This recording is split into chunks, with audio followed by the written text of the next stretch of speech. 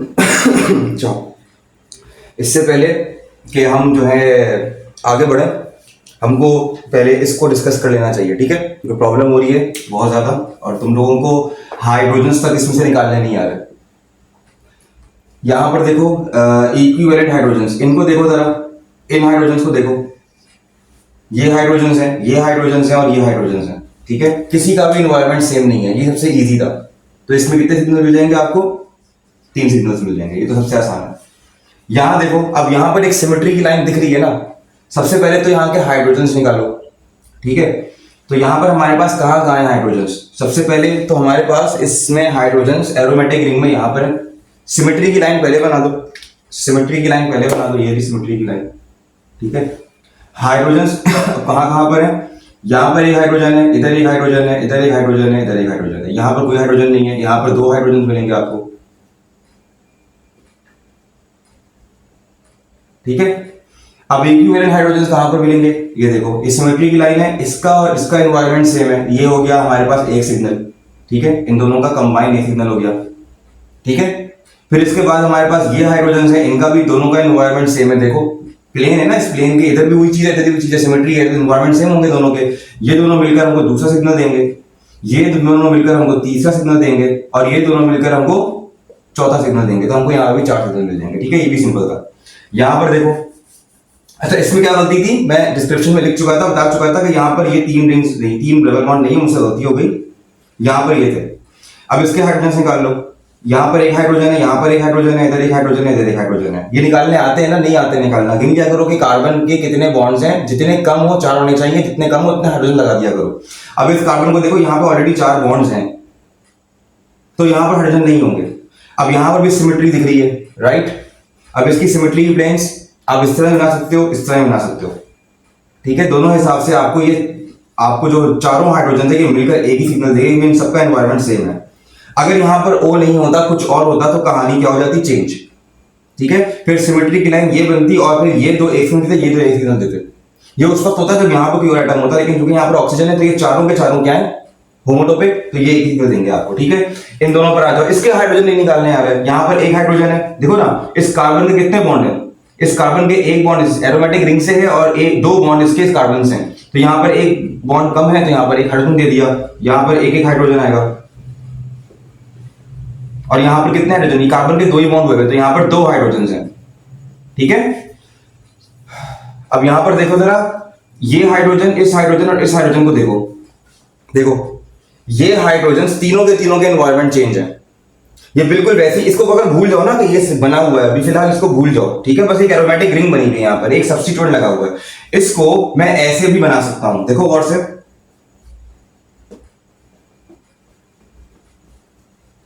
Aromatic ring, इसको मैं ऐसे ही बना सकता हूं। ये तीनों के तीनों हाइड्रोजन्स बिल्कुल वैसा ही केस है, जिस केस जो कि मैंने पिछली वीडियो के अंदर, पिछले लेक्चर के अंदर मैंने ये बनाया था तुम लोगों के लिए, याद है?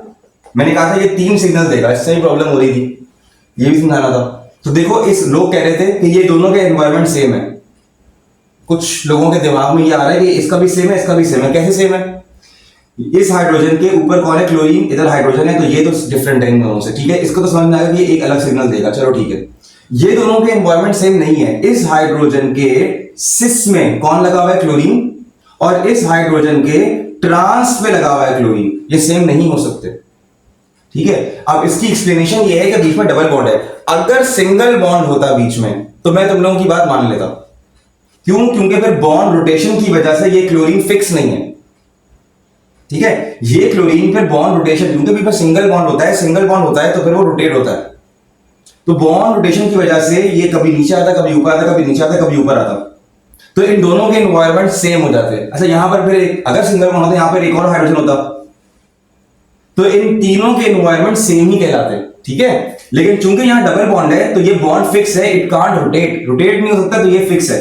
इसके, इस हाइड्रोजन के जस्ट इमीडिएट में कार्बन, डबल बॉन्ड कार्बन और फिर क्लोरीन है।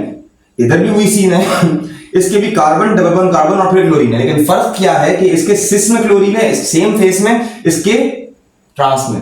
तो जब डबल बॉन्ड आएगा तो इस बात को देखना, ठीक है? सिस और ट्रांस को भी देखना। तो जब भी यहां पर आपके पास अलग अलग सिग्नल रहेंगे, कोई मसला, तो ये भी यहां पर देखो बिल्कुल वैसा ही सीन है, यहां पर बिल्कुल यही सीन है, यहां पर देखो इसका इसका इसका वही हिसाब है, देख रहे हो, डबल बॉन्ड होने की वजह से ऐसा हुआ है। तो ये तो 3 सिग्नल्स आपको देंगे, ये एक, ये दूसरा, ये तीसरा। अब आ जाओ इन पर, इन हाइड्रोजन्स पर आओ।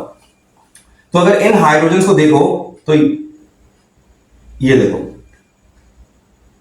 तो ये आपके क्या हो गए, अच्छा यहां पर सिंगल बॉन्ड है इस वजह से ये जो आपको अब लगेगा कि कोई शख्स इसको ऐसे भी तो बना सकता है जूम करके, तो भाई याद रखना ये रेजोनेंस है, ये शिफ्ट होते रहते हैं। समझ में आ रही है, बात डिफरेंट हो जाती है जब एरोमेटिक रिंग आती है। और आज की क्लास में हम, आज के लेक्चर में हम यही पढ़ेंगे, ठीक है। बहरहाल तो देखो यहां पर सिमेट्री लाइन बना दी मैंने। अब इन हाइड्रोजन पे हम बात कर रहे हैं, इन हाइड्रोजन से बात कर रहे हैं। तो देखो ये हो गए हमारे सिमिलर एनवायरनमेंट वाले, ये हो गए सिमिलर एनवायरनमेंट वाले, और ये अकेला। तो सिमेट्रिक लाइन की वजह से इनके और इनकी होमोटोपेसिटी होगी।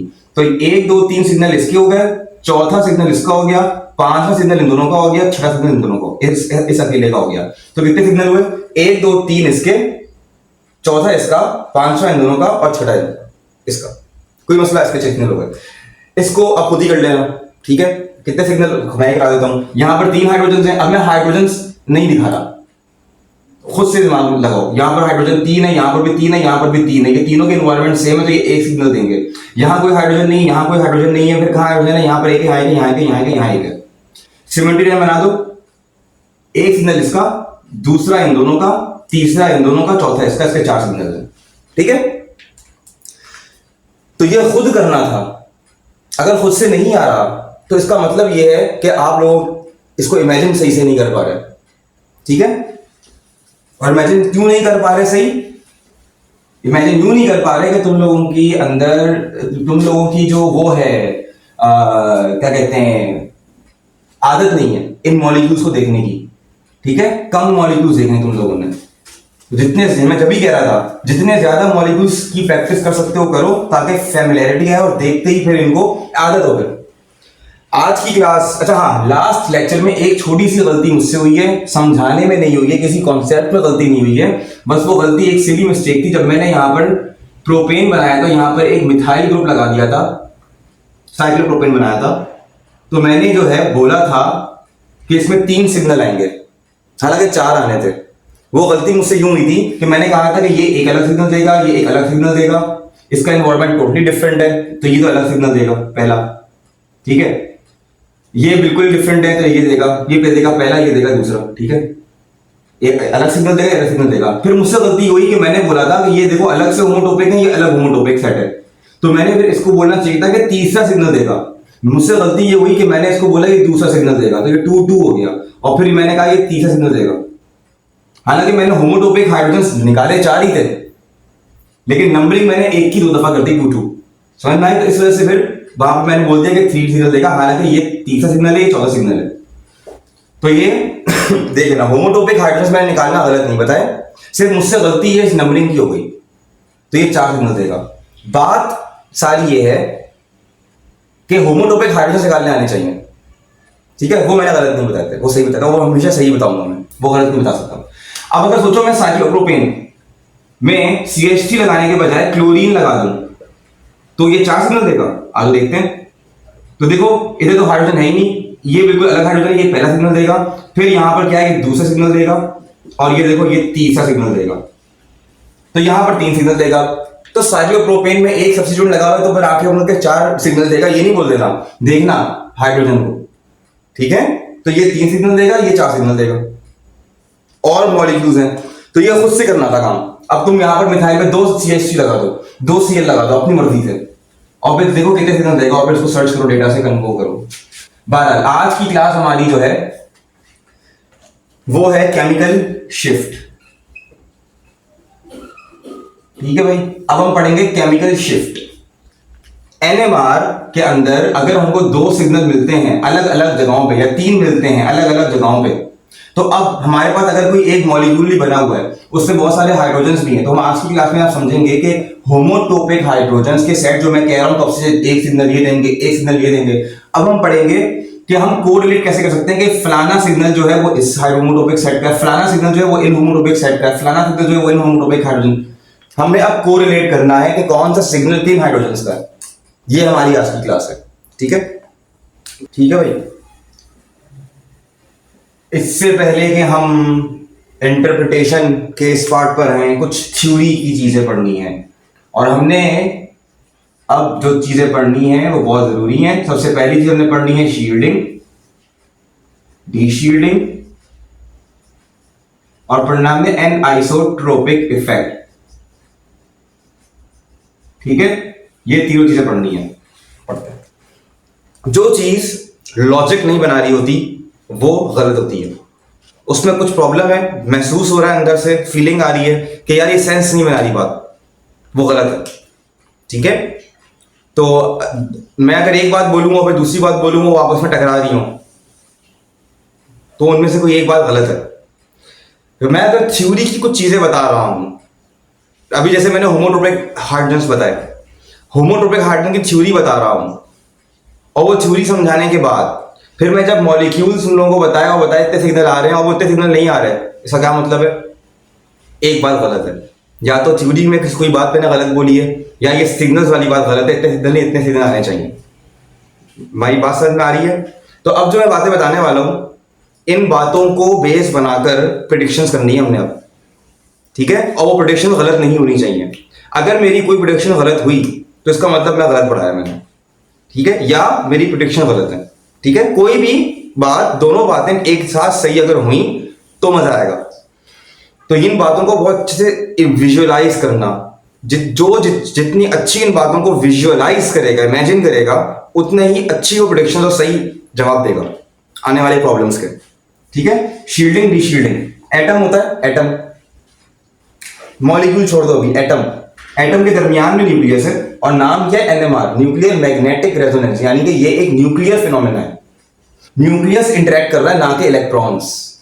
ठीक है, तो वो जो बाहर की एक्सटर्नल मैग्नेटिक फील्ड हम अप्लाई कर रहे हैं, एक्सटर्नल मैग्नेटिक फील्ड जो अप्लाई कर रहे हैं एटम या मॉलिक्यूल पर, वो न्यूक्लियस से इंटरेक्ट कर रहा है। न्यूक्लियर मैग्नेटिक रेजोनेंस, लफ्ज रेजोनेंस समझना है हमने। ये न्यूक्लियर फिनोमेना है, रेजोनेंस हमें हमें अभी मैंने कुछ बताया ही नहीं है एनएमआर में हो गया बाहर, लेकिन इतना जरूर बताया कि ये एक न्यूक्लियर फिनोमेना है। लेकिन बाहर न्यूक्लियस एक्सपोज नहीं है, न्यूक्लियर एटम में एक्सपोज नहीं होता। आओ मेरे साथ जो करना है कर लो। बीच में एक क्लाउड होता है इलेक्ट्रॉन्स का, बीच में क्या होता है? इलेक्ट्रॉन्स का क्लाउड होता है। तो वो तमाशा नहीं देखता। ये जो मैग्नेटिक फील्ड आ रही है, वो आंखें बंद करके सिर्फ नहीं मुझे सिर्फ न्यूक्लियस पे इंटरेक्ट करना है, नहीं, पहले इलेक्ट्रॉन क्लाउड से उसका सामना पहले इलेक्ट्रॉन क्लाउड से होगा। ये बात सेंस बना रही है? ऐसा ही होना चाहिए। तो जब कोई भी मैग्नेटिक, एक्सटर्नल मैग्नेटिक फील्ड किसी एटम पर आती है, तो वो एक मैग्नेटिक फील्ड, एक्सटर्नल मैग्नेटिक, इसको मैं लिख देता हूं बीई, एक्सटर्नल। ये जो एक्सटर्नल मैग्नेटिक फील्ड है, जब वो आती है किसी एटम या मॉलिक्यूल पर इंटरेक्ट करती है, तो वो जो उसकी इलेक्ट्रॉन होते हैं, उस इंटरेक्शन की वजह से एक मैग्नेटिक फील्ड इंड्यूस भी हो जाती है, बीआई। ठीक है, अब तुम लोगों को अच्छे तरीके से पता है कि हर मैग्नेटिक फील्ड की कोई ना कोई डायरेक्शन होती है। अब या तो वो इंड्यूस मैग्नेटिक फील्ड की डायरेक्शन है, वो या तो इसके एक्सटर्नल मैग्नेटिक फील्ड के अगेंस्ट होगी, या उसको सिंक्रोनाइज करेगी, उसके साथ उसी की डायरेक्शन में होगी। इन दोनों में से कोई एक बात पॉसिबल है। लॉजिक बना रही है बात है। कोई भी मॉलिक्यूल लो, कोई भी मॉलिक्यूल ले लो। लेट सपोज मेरे पास एक बेंजीन रिंग है। ठीक है, ये बेंजीन रिंग है। बेंजीन रिंग के इलेक्ट्रॉन का क्लाउड होगा उसके इधर आसपास, ऐसा ही है। अब मैं एक्सटर्नल मैग्नेटिक फील्ड अप्लाई कर रहा हूं, बीई, उसकी डायरेक्शन ऐसी आ रही है। ठीक है, तो अब मॉलिक्यूल जो है, उसके सराउंडिंग में जो इलेक्ट्रॉन का क्लाउड है, उसका बिहेवियर है कि जब उस पर कोई इलेक्ट्रॉन, उस पर कोई एक्सटर्नल मैग्नेटिक फील्ड अप्लाई करता है, तो वो अपनी भी मैग्नेटिक फील्ड क्या करता है? इंड्यूस करके प्रोड्यूस कर देता है। समझ में आ रही है? अब दो केसेस हैं, या तो वो मैग्नेटिक फील्ड की डायरेक्शन क्या होगी? अगेंस्ट होगी एक्सटर्नल मैग्नेटिक फील्ड के, या वो उसके क्या होगी? इंड्यूस मैग्नेटिक फील्ड की जो डायरेक्शन है वो क्या होगी? या तो इसके अगेंस्ट होगी एक्सटर्नल के, या तो उसके साथ होगी। अब अगर तो तुम्हारा हाइड्रोजन, सिग्नल किसका आ रहा है? सिग्नल हाइड्रोजन का आ रहा है। अगर तो हाइड्रोजन मॉलिक्यूल में मॉलिक्यूल में उस जगह पर मौजूद है जहां पर मैग्नेटिक फील्ड जो इंड्यूस की गई है वो उस डायरेक्शन में है जिस डायरेक्शन में एक्सटर्नल मैग्नेटिक फील्ड है। तो इस इफेक्ट को डीशील्डिंग इफेक्ट कहते हैं। और अगर तुम्हारा हाइड्रोजन मॉलिक्यूल के उस रीजन में मौजूद है जहां पर इंड्यूस मैग्नेटिक फील्ड की डायरेक्शन क्या हो रही है, उससे अपोजिट डायरेक्शन में है, तो वो शील्डेड, तो उसको शील्डिंग इफेक्ट कहते हैं। तो ये वाली बात तो समझ में आ गई ना, शील्डिंग इफेक्ट और डीशील्डिंग इफेक्ट क्या होता है। मैंने बहुत मुख्तसर और सबसे इजीएस्ट वे में इसको एक्सप्लेन किया है। हालांकि बहुत सारी चीजें, बहुत सारे फिनोमेना और भी होते हैं मॉलिक्यूल में जो कि समझने की हमको जरूरत नहीं है। ये जो बात है ये सबसे इजीएस्ट वे में तुम लोगों को बताइए मैंने, शील्डिंग डीशील्डिंग इफेक्ट क्या होता है। ठीक है, बाज़ औक़ात कुछ मॉलिक्यूल ऐसे होते हैं जिनके अंदर दोनों केसेस साइमल्टेनियसली पॉसिबल होते हैं। मैंने अभी मेरे जो जुमला था वो था या तो ये होगा या तो ये होगा, ठीक है। लेकिन बाज़ औक़ात कुछ मॉलिक्यूल्स ऐसे होते हैं कि जिनके अंदर दोनों केसेस पॉसिबल होते हैं, तो हम उसको फिर एन आइसोट्रोपिक इफेक्ट कहते हैं। तीनों चीजें मैंने बहुत सिंपल अंदाज में बता दी। इससे हमारी केमिकल शिफ्ट का ताल्लुक और केमिकल शिफ्ट होती क्या है, अब इसको देखते हैं। अभी जो मैंने बातें बोली ये बार बार आएंगी। अब मैं पागल नहीं हूं जो मैं बार बार तुम लोगों को इस तरीके से समझाता रहूंगा। ये अब बात खुद इमेजिन करने वाली है, मॉलिक्यूल को देखकर अब तुम लोगों ने बात इमेजिन कर लेनी है, ठीक है। बाहर अब जरा देखो, थोड़ी सी और डिस्कशन है उस थ्योरी की, उसको भी देखो, सुनो। एनएमआर का जो पैटर्न होता है ना वो कुछ इस तरीके से होता है। एनएमआर का जो पैटर्न होता है वो इस तरीके से होता है। ये हमारे पास एक लाइन है, इधर बिल्कुल इधर, कहां पर, यूं खड़े हुए हो राइट हैंड साइड पे। राइट हैंड साइड पर जीरो लेवल होता है जिसका सिग्नल जो होता है वो बड़ा स्ट्रांग होता है। ये होता है टेट्रा मिथाइल सिलेन। टेट्रा मिथाइल सिलेन।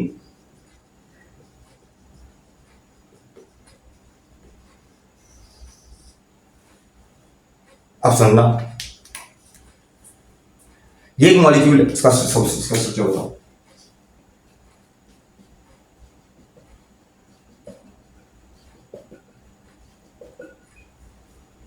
ये एक मॉलिक्यूल है। मेरे पास एक बेंच टॉप एनएमआर मशीन पड़ी हुई है कराची में इधर, और बिल्कुल अमेरिका में भी एक बेंच टॉप मशीन पड़ी हुई है किसी और कंपनी की, इंडिया में एक और पड़ी हुई है। साइंटिफिक एक्सपेरिमेंट की कुछ वो होती हैं, रिक्वायरमेंट्स होती हैं कि वो एक्सपेरिमेंट रिप्रोड्यूसेबल हो।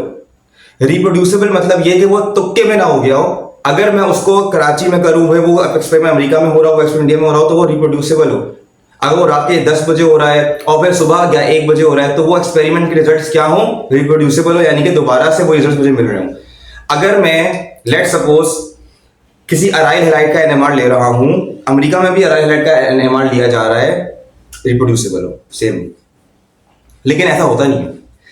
एक शख्स था जापानीज, एनएमआर का जो फिनोमेना था उसने जब फर्स्ट टाइम डिस्कवर किया था, उसने उसका रिसर्च पेपर बनाया ही नहीं था, पब्लिश नहीं किया। उसने बोला हाँ ये फिनोमेना है, एटम करता है ये फिनोमेना, लेकिन इसके रिजल्ट्स रिप्रोड्यूसेबल नहीं है। मतलब ये कि मैं 5 मिनट पहले अगर किसी उस मॉलिक्यूल का एनएमआर निकालता हूं और फिर 5 मिनट बाद दोबारा से मैं उसका एनएमआर निकालता हूं, वो वही वाला पैटर्न मुझे नहीं मिलता जो मुझे उसका मिला। तो इसलिए ये फिनोमेना है, ये केओटिक है, इसकी रिजल्ट रिप्रोड्यूसेबल नहीं है, तो हमें साइंस इसमें हम कर नहीं सकते। फिर बाद में 2 लोग आते हैं और वो फिर इसकी क्या करते हैं, कैलिब्रेशन, इस मशीन की कैलिब्रेशन कर देते हैं। कैसे करते हैं, इस मॉलिक्यूल से। ये एक रेफरेंस मॉलिक्यूल है जो कि आपके पैटर्न का 0 लेवल डिसाइड कर देता है। 0 लेवल क्या होता है, टेट्रा मिथाइल सिलेन। अब तुम लोगों को अच्छे तरीके से पता है कि कितने सिग्नल देगा, कितने सिग्नल देगा ये सिग्नल देगा कितने, देखो सिमेट्री कितनी तबाह की है इस मॉलिक्यूल में। वंस अगेन ये सारे के सारे हाइड्रोजन जो हैं, 9 हाइड्रोजन हैं इसके अंदर, सॉरी 12 हाइड्रोजन है इसके अंदर, 12 के 12 इक्विवेलेंट है, 12 के 12 एक ही सिग्नल देंगे। अब ये सारे सिग्नल जो देते हैं जिस केमिकल शिफ्ट वैल्यू पे, उसको 0 कह देते हैं। 0 क्यों कहते हैं उसको, 0 उसको इसलिए कहते हैं क्योंकि ये जो हाइड्रोजन हैं, वर्ड सुनना, एनएमआर का जो ये पोर्शन होता है ना राइट हैंड साइड वाला एनएमआर का, जो राइट हैंड साइड वाला, इसको हम बोलते हैं अप फील्ड। और जो ये लेफ्ट हैंड साइड वाला जो एरिया होता है ना, इसको हम बोलते हैं डाउन फील्ड। ये 0 होता है तो ये कितना होगा, 12 होगा। बहुत बहुत चलो 14 हो जाएगा। चलो ये इसकी मैक्सिमम वैल्यू है। 10 से भी आगे शायद बहुत कम होता है, 10 से आगे वैल्यू जाती है 12 तक जाएगी। चलो यानी कहने का मतलब ये है, लेफ्ट हैंड साइड पे कम वैल्यूज है जिनको हम अप फील्ड कहते हैं, और लेफ्ट हैंड साइड पे जो है वो डाउन फील्ड कहलाता है। अब सुनना, अभी जो मैंने पहले बकवास की थी सारी डाउन फील्ड, सॉरी क्या नाम है, शील्डिंग डीशील्डिंग, जो हाइड्रोजन सबसे ज्यादा शील्डेड होगा, यानी वो उस जगह पर मौजूद है हाइड्रोजन कि जहां पर इलेक्ट्रॉन की जो मैग्नेटिक फील्ड है या इलेक्ट्रॉन की डेंसिटी, हम इनको इस भाषा में भी कह सकते हैं, वो अगर ज्यादा है तो वो शील्डेड होगा, उसका न्यूक्लियस शील्डेड होगा। हाइड्रोजन की इलेक्ट्रॉन डेंसिटी ज्यादा होनी है तो वो शील्डेड माना जाएगा, तो उसकी जो मैग्नेटिक फील्ड बनेगी वो अगेंस्ट ही होगी, तो उसको हम कहते हैं शील्डेड एरिया।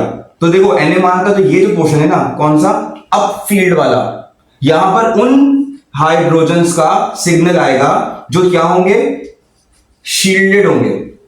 और opposite is true for down field, वो हाइड्रोजन्स आपके डाउन फील्ड में, यानी कि उनकी केमिकल शिफ्ट की वैल्यू ज्यादा आएंगी कि जो क्या होंगे, डी शील्डेड होंगे, यहां पे इलेक्ट्रॉन डेंसिटी कम होगी। जो मैग्नेटिक फील्ड जो बनेगी वो बिल्कुल वैसे ही उसी डायरेक्शन में इंड्यूस होगी जिस डायरेक्शन में एक्सटर्नल मैग्नेटिक फील्ड आ रही थी। ठीक है, ये बात सारी बातें समझ में आई। इसको देखो, सिलिकॉन को देखो, सिलिकॉन की, कार्बन और हाइड्रोजन की जो इलेक्ट्रोनेगेटिविटी होती है वो तकरीबन बराबर होती है। ठीक है, सिलिकॉन की इलेक्ट्रोनेगेटिविटी कार्बन से भी कम होती है। इसका मतलब ये कि जब ये कार्बन और सिलिकॉन का बॉन्ड बनता है तो इलेक्ट्रॉन सिलिकॉन अपनी तरफ खींच नहीं सकता। वो जितने भी इलेक्ट्रॉन्स हैं वो ज्यादातर वक्त अपना कहां गुजारेंगे, कार्बन के पास, हाइड्रोजन के पास। तो उनके न्यूक्लियस के सराउंडिंग में इलेक्ट्रॉन का जो क्लाउड होगा वो ज्यादा बड़ा होगा, तो वो शील्डेड होंगे एक्सटर्नल मैग्नेटिक फील्ड के। तो वो चूंकि शील्डेड होंगे और वो बहुत ज्यादा शील्डेड होंगे, क्योंकि सिलिकॉन तो लेता ही नहीं इलेक्ट्रॉन बेचारा से, तो वो चूंकि इतने ज्यादा इलेक्ट्रॉन क्लाउड होगा तो ज्यादा शील्डेड होंगे अगेंस्ट एक्सटर्नल मैग्नेटिक फील्ड कि वो NMR के अंदर बहुत ही कहां आएंगे, अप फील्ड में, बहुत ज्यादा अप फील्ड में। वो जो लेवल होगा यानी कि मेरे पास एक मशीन पड़ी हुई है, मैंने उस पर TMS का सैंपल डाला और उसका NMR लिया, एक ही सिग्नल आएगा और जहां आएगा वो 0 माना जाएगा, राइट।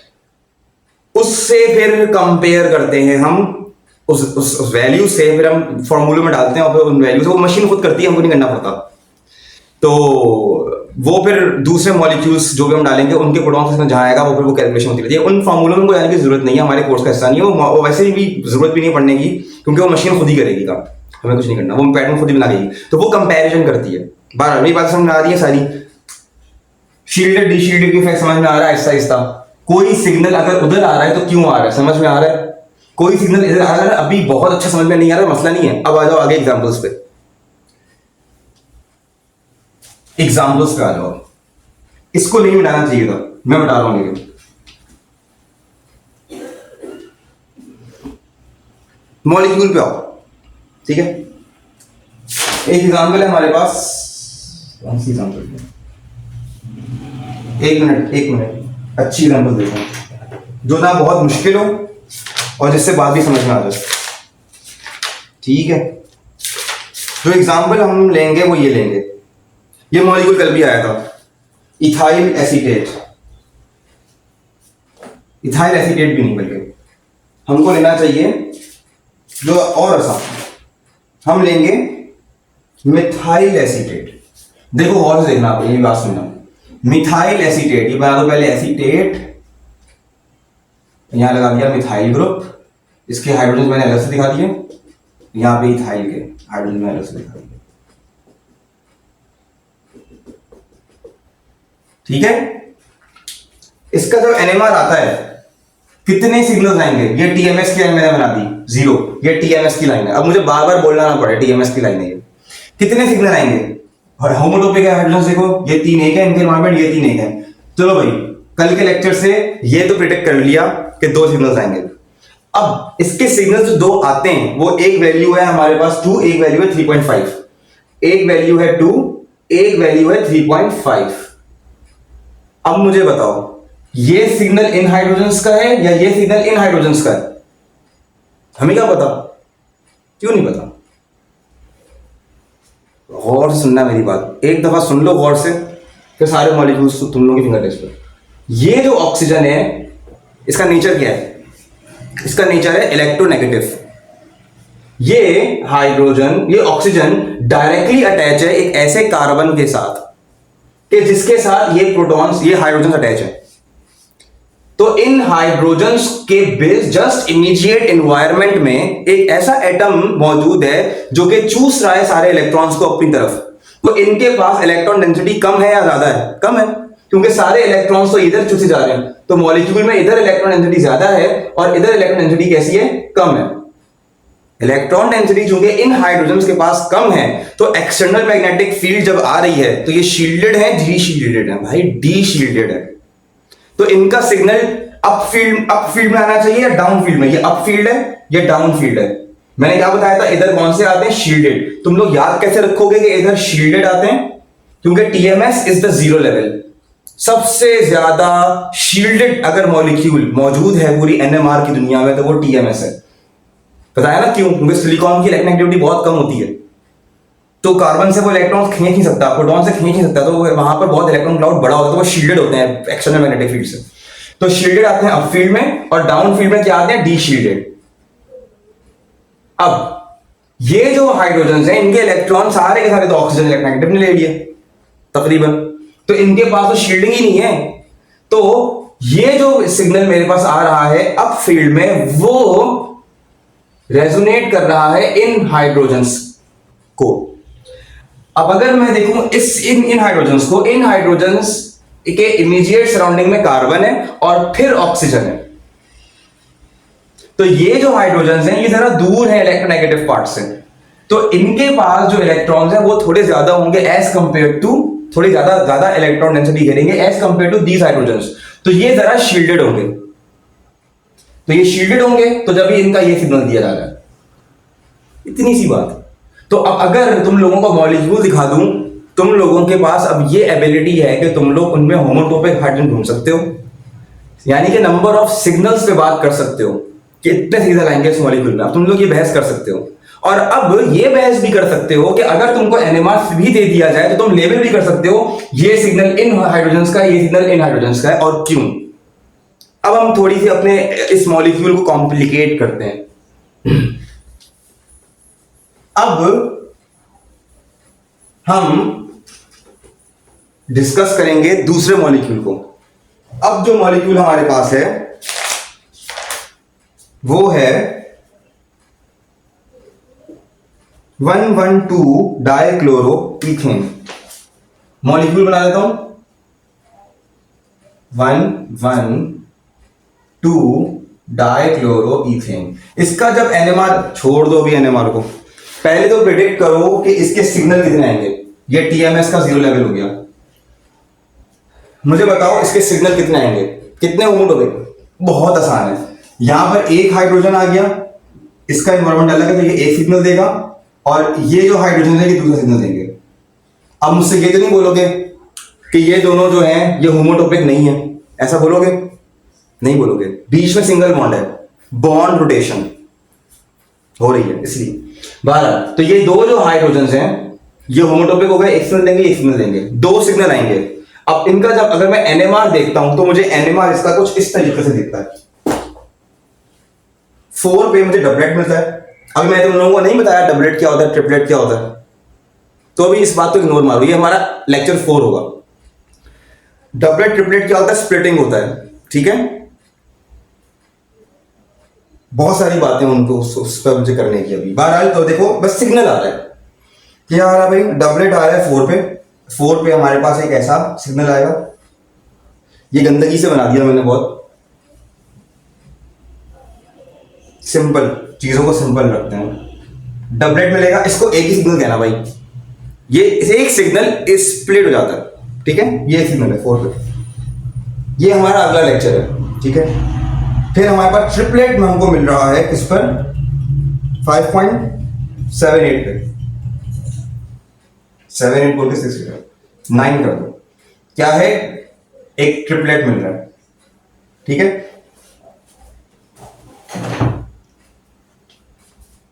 अभी हम डिस्कस नहीं कर रहे स्प्लिटिंग कपलिंग को।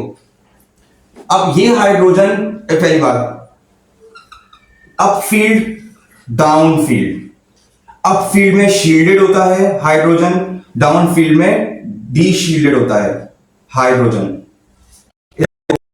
ये हाइड्रोजन दो क्लोरीन से, इसके एनवायरमेंट, इसके जस्ट इमीडिएट एनवायरमेंट में दो क्लोरीन हैं। क्लोरीन बहुत इलेक्ट्रोनेगेटिव होता है, वो इस बेचारे एक हाइड्रोजन के इलेक्ट्रॉन को सारा वक्त अपनी ही तरफ रखेंगे, उनका क्लाउड बहुत बड़ा होगा, ये बेचारे हाइड्रोजन क्लाउड छोटा होगा, ये क्या शील्डिंग करेगा? तो ये है डी शील्डेड एरिया में होना चाहिए, इसका सिग्नल ये रहा। और ये जो दो हाइड्रोजन हैं, इनकी जस्ट इमीडिएट सराउंडिंग में एक क्लोरीन है, तो इनका इसके मुकाबले में जरा शील्डिंग अच्छी होगी। तो ये जो दो हाइड्रोजन, इनका सिग्नल ये रहा, बच्चों वाली बात। आगे बढ़ते हैं और कॉम्प्लिकेट करते हैं हम अपनी डिस्कशन को, ठीक है, मॉलिक्यूल चेंज करते हैं। अभी मैं एन आइसोट्रोपिक इफेक्ट नहीं डिस्कस कर रहा। एन आइसोट्रोपिक इफेक्ट के जो होंगे प्रॉब्लम्स, उनके अंदर एरोमेटिक रिंग आती है। ठीक है, मैं और मॉलिक्यूल्स करते हैं, अभी ज्यादा वो नहीं करते हैं। ये देखो जरा, अब आते हैं इथाइल। अभी हमने मिथाइल एसीटेट किया था, अब इथाइल एसीटेट करते हैं। इथाइल एसीटेट,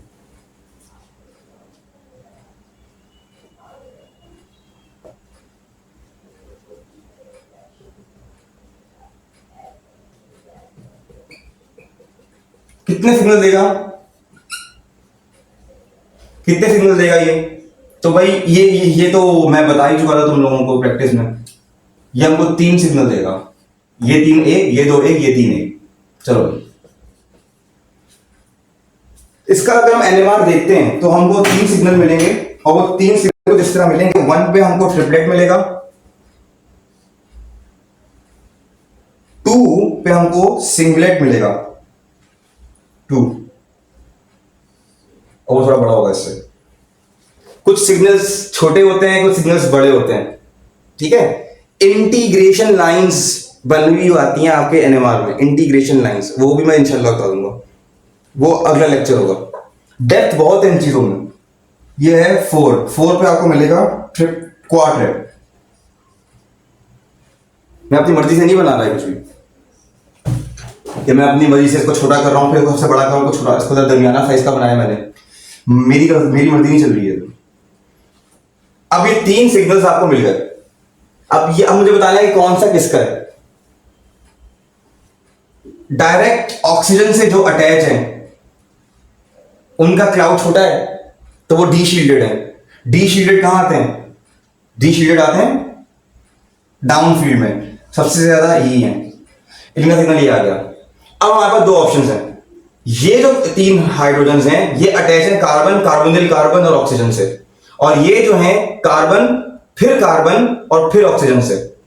तो देखो यहां पर 2 ऑक्सीजन मौजूद हैं जो कि कार्बन से अटैच हैं, यहां पर समझ में आ रही है? ये 2 कार्बन दूर है नेगेटिव से 1 ऑक्सीजन के साथ, ये 1 कार्बन से सेपरेटेड है इन 2 ऑक्सीजन से, राइट।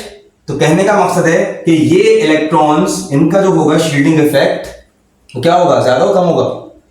इनका शील्डिंग इफेक्ट कम होगा, तो ये दरमियान में बिल्कुल चीज आ रही है। और इनका जो इलेक्ट्रॉन क्लाउड होगा वो जरा बड़ा होगा, क्योंकि ये जरा दूर है, तो इनका जो सिग्नल है वो आएगा ये। देखो जो बातें, सारी की सारी बातें मेरी रेजोनेट कर रही हैं दूसरे के साथ, ठीक है। जो खूबसूरती है नवार की थ्योरी की, कि थ्योरी अगर अच्छी तरीके से पढ़ लो तो कोरिलेशन बड़ी आसान जाती है। अब इंटरप्रिटेशन हमारी समझ लो तकरीबन पूरी हो चुकी है, बस 2 चीजें और रह गई हैं। मॉलिक्यूल चेंज करते हैं, बच्चों वाली बात है, मॉलिक्यूल चेंज करते हैं। मैं समझता हूँ ये वीडियो बहुत बड़ी हो गई है, मॉलिक्यूल्स तो बहुत सारे, खत्म ही नहीं हो रहा है। एक और कर लेते हैं बस, और ये मेरा फेवरेट है, क्योंकि जब मुझे याद है जब मैं पढ़ रहा था ये चीजें 2 साल पहले, 2023 के शुरू से मैंने पढ़ना शुरू किया था, और जब मैं पढ़ रहा था तो मुझे बहुत खुशी हुई थी। ये समझ गया ये मॉलिक्यूल मैंने खुद सॉल्व किया था, ये फर्स्ट मॉलिक्यूल है जो मैंने खुद सॉल्व किया था।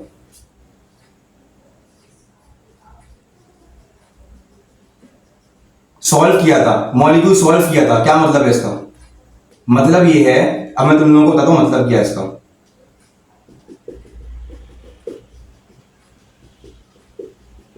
लोगों को नोबेल प्राइज मिलते हैं अगर वो एनएमआर जो आया है उससे मॉलिक्यूल प्रिडिक्ट कर दें, नोबेल प्राइज मिल जाता है लोगों को इससे। मॉलिक्यूल के स्ट्रक्चर की आइडेंटिफिकेशन पे लोगों को क्या मिल जाते हैं, नोबेल प्राइज मिल जाते हैं।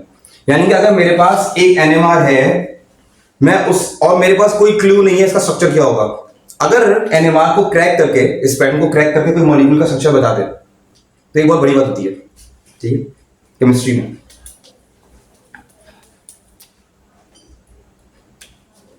जब एनएमआर की टेक्निक मौजूद नहीं थी तो रिगरस केमिकल रिएक्शंस करके स्ट्रक्चर बता जाते थे।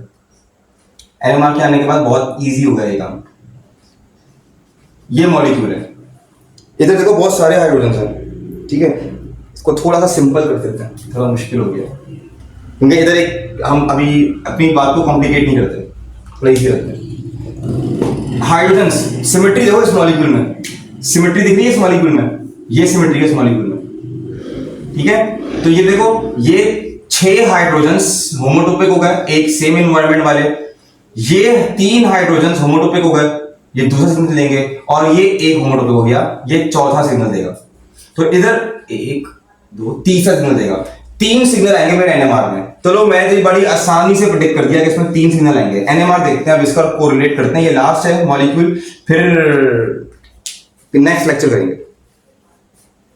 तो 3 सिग्नल आएंगे, इसका सिग्नल देखते हैं एनएमआर का।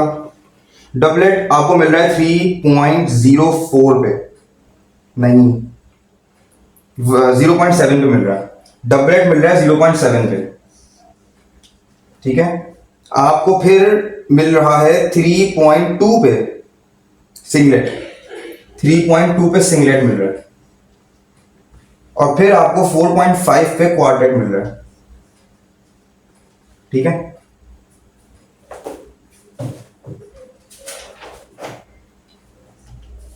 ऑक्सीजन इलेक्ट्रोनेगेटिव इलेक्ट्रोनेगेटिव को देखो,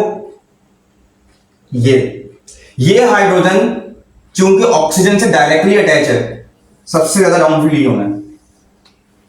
ये ऑक्सीजन से भी अटैच है डायरेक्टली, कार्बन हाइड्रोजन, और ये भी। अब बताओ क्या होगा, अब देखो गौर से सुनना, ये हाइड्रोजन्स कार्बन ऑक्सीजन फिर कार्बन ऑक्सीजन, ये हाइड्रोजन्स कार्बन कार्बन और फिर ऑक्सीजन ऑक्सीजन, सुनो, कार्बन ऑक्सीजन ये डायरेक्टली अटैच होते हैं ना ऑक्सीजन से, ये हाइड्रोजन्स, इनके दरमियान में 2 कार्बन आ रहे हैं और फिर ऑक्सीजन आ रहा है। ये उस इलेक्ट्रोनेगेटिव इलेक्ट्रॉन्स चूसने वाले एटम्स से दूर हैं, ये करीब हैं। ये चूंकि करीब हैं ऑक्सीजन से, ये तो है डायरेक्टली अटैच था, ये कार्बन से डायरेक्टली अटैच है, ये हाइड्रोजन से उस इलेक्ट्रोनेगेटिव से, ये 2 कार्बन से अटैच है, तो ये जरा दूर हो गए, ये दूर हो गए, तो ये अच्छी शील्डिंग देंगे, और ये चूंकि करीब हो गए थोड़े से दरमियानी देंगे।